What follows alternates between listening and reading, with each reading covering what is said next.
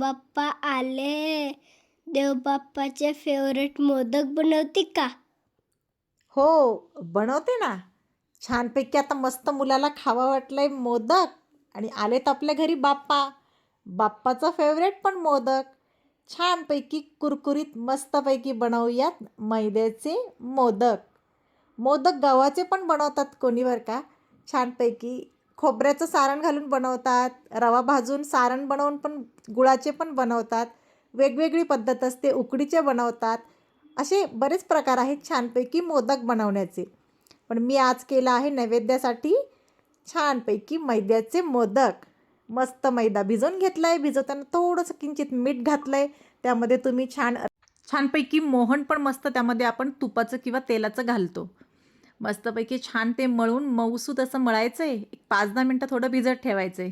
त्यानंतर छानपैकी चपातीसारखं मोठे लाटून घेतलं आहे मी आणि छोट्या छोट्या छानपैकी मोदक करण्यासारख्या पुरी साईजमध्ये ते कट करून घेतलं आहे. नंतर मोदक करताना छानपैकी थोडंसं एखादं लाटणं त्यावरती मारून घ्यायचं बरं का, म्हणजे थोडंसं पातळ करून घ्यायचं. छानपैकी त्यामध्ये सारण भरायचं आणि मस्तपैकी आपले मोदक छानपैकी तयार करायचे. असे 1, 2, 3 करून मस्त छानपैकी मोदक मी तयार केलेत. आमच्या घरी सगळ्यांना मैद्याचे हे मोदक खूप आवडतात आणि छानपैकी कुरकुरीत कडक होतात, असं गिळगिळ नाही लागत. आता कोणी गव्हाचे पण मोदक करतं बरं का, गव्हाच्या पिठाचे. गव्हाचे म्हणजे गव्हाच्या पिठाचे, ते पण छान लागतात. पण आता प्रत्येकाच्या आवडीनिवडी वेगळ्या असतात, म्हणून मी केलेत हे मोदक आणि छानपैकी थोडे मंद आचेवरती लालसर होईपर्यंत, तांबूस कलर येईपर्यंत छान ते तेलात तळून घ्यायचे. म्हणजे एकदम मस्त कुरकुरीत टेस्टी आणि मस्त लागतात. हे बघा, आहा, बघून कसं पाणी सुटतंय तोंडाला.